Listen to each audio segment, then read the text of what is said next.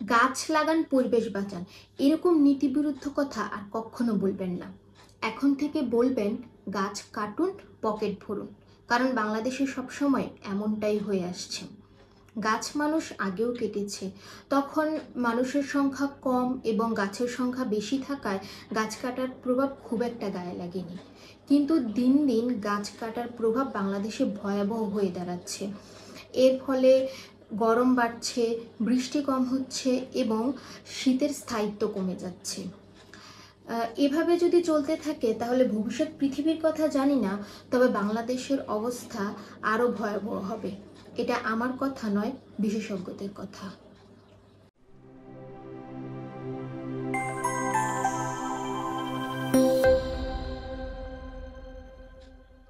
এই ভয়াবহ গরমে অতিষ্ঠ হয়ে মানুষ যখন গাছ লাগানোর ব্যাপারে সচেতন হওয়ার চেষ্টা করছে, এ পর্যায়ে এসেও একদল মানুষ কিন্তু গাছ কাটা বন্ধ করছেন না। হাজার হাজার লক্ষ লক্ষ গাছ তারা কেটে ফেলছেন, আর প্রত্যেকেই বন বিভাগের কর্মকর্তা। এই যে বলে না যে সর্ষের মধ্যেই ভূত, এরকম আর কি ব্যাপারটা। তো যাদের কাজ বনভূমি রক্ষা করা, সংরক্ষণ করা, তারাই বনভূমি কেটে উজাড় করে ফেলছেন। এরকম খবর আমরা প্রতিনিয়তই পাই। কিছুদিন পরপরই পত্রিকা এবং খবরে দেখতে পাই যে বন বিভাগের কর্মকর্তারা গাছ কেটে নিজেদের ইচ্ছা মতো বিক্রি করছেন, অবৈধভাবে গাছ কাটছেন এবং বিক্রি করে নিজেদের স্বার্থসিদ্ধি করছেন। এবং এই ব্যাপারে যদি তাদেরকে কেউ কিছু জিজ্ঞাসা করতে যান, তাহলে হয়তো তারা কি বলবেন, আমরা তাদের কাছ থেকে বেশি কিছু আশা করি না। হয়তো বলতে পারেন যে তারা আইন বিরুদ্ধ কিছু করছে না, কিংবা এটাও বলতে পারেন যে ভুলে ভুলে তারা লক্ষ লক্ষ হাজার হাজার গাছ কেটে ফেলছেন। আর বাংলাদেশের সরকারি কর্মকর্তাদের এরকম ছোটখাটো ভুল সবসময় হয়ে থাকে, সেটা বড় কথা নয়। সেটা বড় কথা নয়। যেমন কিছুদিন আগে আমাদের মাননীয় শিক্ষামন্ত্রী বলেছিলেন যে শুক্রবারেও শিক্ষা প্রতিষ্ঠান খোলা রাখা হবে। তারপর হাইকোর্ট থেকে যখন তাকে পদত্যাগের নোটিশ দেওয়া হলো, তখন তিনি বলেন যে তিনি শুক্রবারে শিক্ষা প্রতিষ্ঠান খোলা রাখার কথাটা ভুলে বলে ফেলেছিলেন। ভুলে কি আর বলবেন বলুন, গতিটা তো আগে বাঁচাতে হবে, তাই না? তো সেরকমই বন বিভাগের কর্মকর্তাদের যদি কিছু জিজ্ঞেস করা হয় বা তাদের কাছ থেকে জবাব দিয়ে চাওয়া হয়, তারাও হয়তো এরকম কথাই বলবেন। এর চেয়ে বেশি তো আর আমরা কিছু আশা করতে পারি না তাদের কাছ থেকে, তাই না? আবার গত 14ই মে পেপারে একটা খবর পড়লাম যে চুয়েটের বিদ্যুৎ উপকেন্দ্রের পাশের অনেকখানি জমির গাছ কেটে ফেলা হচ্ছে চুয়েটের গবেষণাগার নির্মাণের জন্য।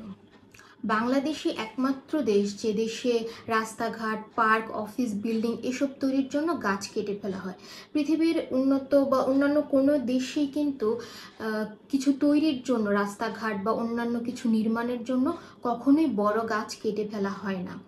গাছগুলোকে রেখে তারপর তার পাশ দিয়ে রাস্তাঘাট নির্মাণ করা হয়, কিংবা একান্তই যদি বেশি দরকার হয় গাছ সরিয়ে ফেলার, তাহলে সেই গাছগুলোকে গোড়া থেকে উপড়ে তারপর অন্য জায়গায় তুলে নিয়ে লাগানো হয়। তারপরও তারা গাছ কাটেন না। আবার বৈশাখের গরমের তেজে মানুষ যখন গাছ লাগানোর ব্যাপারে ফেসবুক মাতাচ্ছিলেন, তখনও কেউ কেউ বলেছেন যে গাছ লাগানোর জন্য সরকারের উপর নির্ভর করবেন না, নিজেরা গাছ লাগান। এখন গাছ আমি কোথায় লাগাবো, কার মাথায় লাগাবো, সে প্রশ্ন তুলছি না, কিন্তু তাদের অবগতির জন্য বলছি, তালেবান সরকার যদি আফগানিস্তানের মতো মরুভূমির দেশের তাপমাত্রা শুধুমাত্র গাছ লাগিয়ে কমাতে পারে, তাহলে আমাদের দেশের সরকার কেন পারে না? আফগানিস্তানের তাপমাত্রা বর্তমানে 11 ডিগ্রি থেকে 16 ডিগ্রির মধ্যে সীমাবদ্ধ আছে, বা তার থেকে 1-2 ডিগ্রি কম বেশিও হতে পারে সময়ের ব্যবধানে। কাবুল শহর বর্তমানে গাছপালায় ছেয়ে গেছে। আফগানিস্তানকে তাপমাত্রা এবং বায়ু দূষণের হাত থেকে রক্ষা করার জন্য তালেবান সরকার অনেক অনেক পরিকল্পনা গ্রহণ করেছেন এবং সবকিছু বাস্তবায়নও করছেন। কাবুলের পাশেই তৈরি হচ্ছে নিউ কাবুল, এবং এই নিউ কাবুলে বিল্ডিং এবং পার্কের পাশাপাশি শত শত গাছ রোপণ করা হচ্ছে। অথচ একসময় আফগানিস্তান ছিল যুদ্ধ বিধ্বস্ত এলাকা, সেই দেশে সারা বছর শুধু যুদ্ধই লেগে থাকতো। তো তালেবান সরকার এই অল্প কয়দিনে আফগানিস্তানের এত উন্নতি করতে পেরেছে। বাংলাদেশে আওয়ামী লীগ সরকারের মেয়াদ 15 বছরেরও বেশি। 15 বছরে এরকম একটা শহর তৈরি করা কিংবা দেশের তাপমাত্রা কমিয়ে আনাটা কি সরকারের পক্ষে খুব বেশি অসম্ভব? নিশ্চয়ই না। তাই আমরাও সরকারের উপর নির্ভর করছি না, কারণ সরকার কিংবা সরকারি কর্মকর্তারাই রাস্তাঘাট কিংবা অন্যান্য অনেক অজুহাতে গাছ কেটে ফেলছেন, বনভূমি উজাড় করছেন। এবং এই বনভূমির কারণে বাংলাদেশে এখনো পর্যন্ত যতটুকুই বনভূমি বেঁচে আছে তার কারণে কিন্তু আমরা অনেক প্রাকৃতিক দুর্যোগ থেকেও রক্ষা পাচ্ছি। যেমন প্রতি বছরই ঘূর্ণিঝড় হচ্ছে এবং সেই ঘূর্ণিঝড়টা বেশিরভাগই যাচ্ছে সুন্দরবনের উপর দিয়ে। সুন্দরবন আছে বলেই কিন্তু বাকি অঞ্চলের মানুষগুলো এই দুর্ঘটনার হাত থেকে বাঁচতে পারছে। কিছুদিন পর এই দুর্যোগ মোকাবেলাও সম্ভব হবে না যদি এইভাবেই গাছ কাটা চলতে থাকে। আর এই ব্যাপারে আমাদের সাধারণ মানুষের দোষ ত্রুটিও কিন্তু কম নয়। কাঠের ফার্নিচার না হলে আবার আমাদের কারোর মান সম্মান থাকে না।